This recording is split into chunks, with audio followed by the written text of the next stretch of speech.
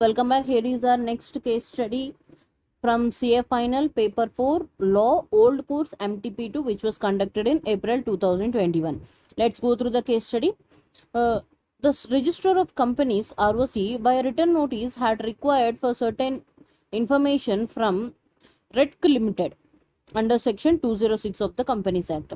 The ROC, through pursuit of such information received in response to the notice from the company, observed that the complaints of the investors were not being redressed for a long time from the statements filed by the grievance redressal department of the company RET Limited, established in compliance of Regulation 13 of SEBI LODR Regulations 2015 for the quarter ended March 2020, June 2020, which showed that the number of complaints pending at the beginning of the quarter and the received during the quarter was much more than the disposed of during the said quarters as shown below. So we have been given quarter ended March 2020, quarter ended on June 2020. Complaints pending at the beginning of the year, received during the quarter, disposed of during the quarter, remaining unsolved at the end of the quarter. Okay. Also, the ROC noticed from the reports called from the audit committee that many complaints were filed with the audit committee by the employees under the whistle mechanism of the company. The details of establishment of whistle mechanism was disclosed in RIT Limited's website and board report as well. However, the ROC also noticed that one employee, Mr. Tapan, was reprimanded by the chairman of the audit committee for complaints filed repeatedly without any purpose or were of no value. The ROC, thus, on the basis of information available with him, passed an order for carrying out inquiry by exercising its power under Section 206 of the Companies Act 2013 after informing the company the grounds of allegation against it.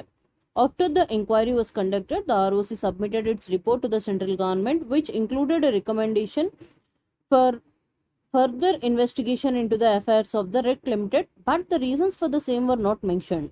Meanwhile, an extraordinary general meeting was conducted for passing resolution for the purpose of conducting investigation by the statutory authority into the affairs of the REC Limited by the central government, which could not materialize due to the reason that the votes were not adequate in the favor of such resolution.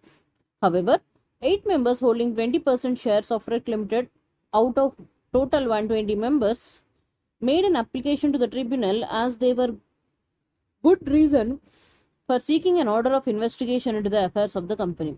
Such application was supported by evidence to show that an investigation into the affairs of the company was necessary. The tribunal passed an order for conducting such investigation as it was satisfied that it was necessary. The central government thereafter passed an order for investigation into the affairs of RIT Limited and appointed 2 persons, Mr. Vipul and Mr. Mehul, as the inspectors. The said inspectors duly initiated the tasks of investigation as per the procedure prescribed under Section 217 of the Companies Act 2013, read with Rule 6 of the Companies Inspection, Investigation and Inquiry Rules 2014. Yes, this is our case study. Now we'll go through the multiple choice questions and we'll answer one by one. Okay. 6. Whether the details of establishment of whistle mechanism needs to be disclosed mandatorily on the website of the company, and also whether reprimanding Mr. Tapan just for filing repeated complaints by the chairman of audit committee can be considered as a valid act. This is the question. Whistle mechanism, if a company has any whistle mechanism and it also has a website, then it needs to be disclosed in the website. And also I'll take you through one screenshot. This is from an MCA website. Go through the 5th point. In case of repeated furious complaints being filed by a director or an employee, the audit committee or the director nominated to play the role of audit committee may take suitable action against the concerned director or employee, including reprimand. Therefore, you may think that these are furious in nature, but they are not. Just because Tapan is filing repeated complaints, that doesn't mean that you can reprimand him from being an employee. Therefore, the act of reprimanding Mr. Tappan only on the grounds of complaints being filed by him or furious or repeated in nature cannot be considered as a valid. Therefore, option D is the correct option. We'll go through the next question.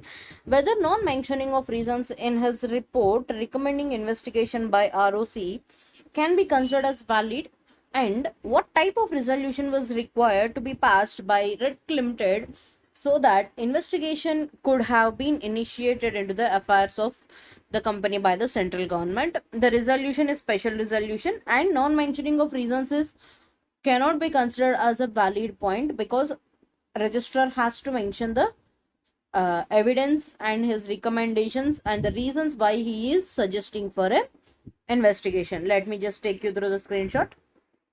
See, report on inspection made, the audit, go through the second paragraph. The registrar or inspector shall, after the inspection of books of accounts or an inquiry under section 206 and other books and papers of the company under 207, submit a report in writing to the central government along with all such documents, if any, and such report may, if necessary, include a recommendation for further investigation into the affairs of the company in is necessary, giving his reasons in support. So before giving a recommendation for investigation into the affairs of a company, the registrar of companies has to mention his reasons. Therefore, this question contains two parts. Whether non-mentioning of reasons considered as valid?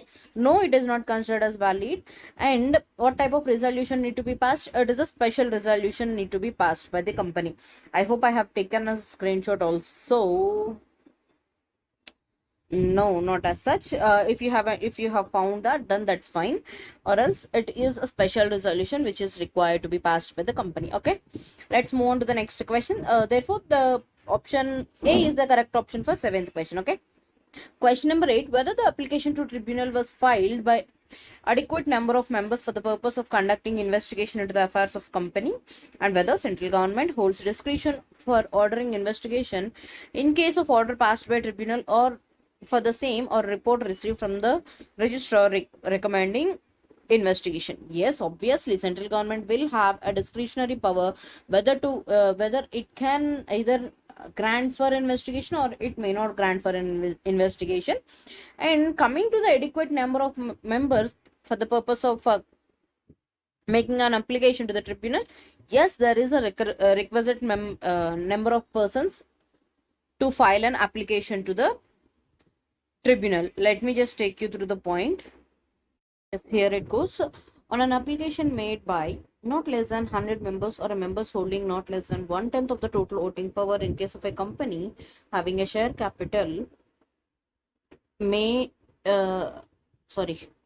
or not less than 1/5 of the member persons on the company's register of members in case of a company having no share capital, and supported by such evidence as may be necessary for the purpose of showing that the applicants have good reasons for seeking an order for conducting an investigation into the affairs of a company. So in this case, the company is having share capital and the total number of members is 120, right? We have observed that while reading the question. See, however, 8 members holding 20% of shares out of 120 members. So 100 members or condition is not satisfying. However, 1/10 of the total voting power is being satisfying because it is getting to 20%, right? Therefore, requisite number of members are there to file an application to the tribunal, and the central government shall mandatorily order for investigation in case of order passed by tribunal, and it holds a discretion for ordering investigation in case of report received from a registrar. So if a application is received, if an order is passed by tribunal for conducting an investigation, then the central government mandatorily order for investigation, and if it is received from the registrar, it has a discretionary power. Okay, we'll move. Therefore, the correct option to question number 8 is option B. Okay, we'll move on to the next question. Whether the opportunity of being heard is required to be given by the ROC before issuing a notice of information. So notice of information doesn't make any sense before. So ROC may issue a notice of information before even giving a reasonable opportunity of being heard, because here ROC is just asking for an information to be submitted. It is not passing any order. Therefore, there is no requirement of giving a reasonable opportunity of being heard. But however, continuing with the question, and also by the tribunal before passing an order for investigation to the company respectively. Yes, the tribunal should give an opportunity of being heard to the company to present its viewpoint before ordering for a investigation. Therefore, we'll go through the options. Option D is the correct option. No opportunity of being heard is not required to be given in case of ROC, because ROC is just asking for an information. It is not passing any order. But in case of tribunal, it is required to be given, because here tribunal is passing an order for investigation into the affairs of the company. Hope you are clear with this. All other options are like a mix of both yes and no, so we are not going through that. Option D is the final answer for this question. Hope you are clear with this. So with this we have completed the case study number 2 of MTP 2 of CA final law old course. Okay, if you find these videos helpful, please do like, share, subscribe, share with your friends and help them to revise at the earliest. Thanks for watching.